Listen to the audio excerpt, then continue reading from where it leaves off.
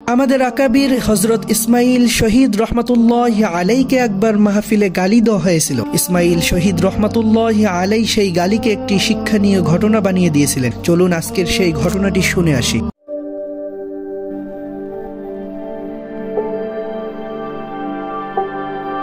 আমাদের আকাবিরদের মধ্যে অন্যতম সিংহপুরুষ ছিলেন হযরত ইসমাইল শহীদ রহমাতুল্লাহি আলাই, যার মাহফিলে লোকে লোকারণ্য হয়ে যেত। তার বয়ান হতো কয়েক ঘন্টা ব্যাপী। একবারের ঘটনা, তিনি কোথাও ওয়াজ করতে গিয়েছিলেন। ওয়াজ চলাকালীন হঠাৎ এক ব্যক্তি দাঁড়িয়ে বলল, হযরত শুনেছি আপনি নাকি হারামজাদা। এত বড় মাহফিলে এমন বুজুর্গকে গালি। ঘটনা বর্ণনাকারী আল্লামা তকি উসমানী দামাত বরকাতুহুম বলেন, আব্বাজান মুফতি শফি সাহেব রহমাতুল্লাহি আলাই বলতেন, যদি ইসমাইল শহীদ রহমাতুল্লাহি আলাইয়ের পরিবর্তে অন্য কেউ হতো, সেখানেই উত্তেজিত হয়ে বলতো, তুই হারামজাদা, তোর বাপ দাদা সবাই হারামজাদা। কিন্তু দেখুন, ইসমাইল শহীদ রহমাতুল্লাহি আলাই এমন গালিকে শিক্ষণীয় ঘটনা বানিয়ে দিলেন। তিনি বললেন, ভাই আমি তো জানি আমার মা বাবার বিয়ের সাক্ষী এখনো দিল্লিতে বেঁচে আছে। গালির উত্তরে এমন নম্র জবাব। প্রিয় শ্রোতা বন্ধুরা, ইসমাইল শহীদ রহমাতুল্লাহি আলাই যেমন তেমন ব্যক্তি ছিলেন না। তিনি ছিলেন মর্দে মুজাহিদ, বাতিলের আতঙ্ক, যার শিরায় উপশিরায় শাহ ওলিউল্লাহ মুহাদ্দিসে দেহলভী রহমাতুল্লাহি আলাইহির রক্ত।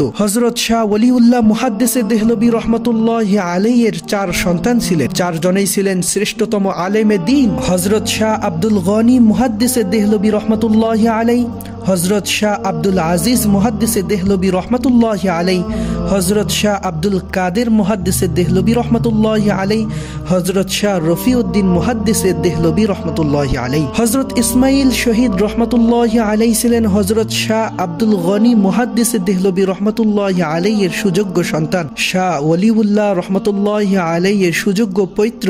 শাহ আব্দুল আজিজ মুহাদ্দিসে দেহলভী রহমাতুল্লাহি আলাইহির ভাতিজা। তিনি ছিলেন সৈয়দ আহমদ শহীদ রহমাতুল্লাহি আলাইহির একান্ত শিষ্য। যে সৈয়দ আহমদ শহীদ রহমাতুল্লাহি আলাইহি সম্পর্কে বলা হয়, তিনি যদি 10 লাখ লোকের সমাবেশে দাঁড়াতেন, তার চেহারার দিকে তাকিয়ে মানুষ তওবা করে ফেলত। তাকে দেখে কাফেররা কালিমা পাঠ করে ফেলত।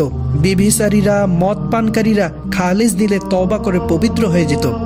এমন উঁচু খানদান ব্যক্তিত্ব এবং এমন যোগ্য মহান পুরুষের শিষ্য ছিলেন হযরত শাহ ইসমাইল শহীদ রহমাতুল্লাহি আলাইহি। তিনি বালাকোটের ময়দানে শিখদের বিরুদ্ধে জিহাদ করতে করতে শাহাদাত বরণ করেন। এমন ব্যক্তিকে গালি দেওয়ার জবাব তিনি কিভাবে দিয়েছিলেন?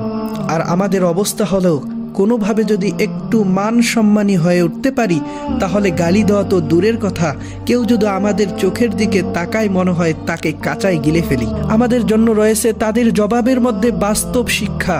এমন বিনয়ের কারণে আল্লাহ পাক রব্বুল আলামিন তার বয়ানের মধ্যে এমন জাদুকারী প্রভাব রেখেছিলেন, যার ফলে এক এক মাহফিলে হাজার হাজার মানুষ তওবা করে মুসলমান হয়ে যেত।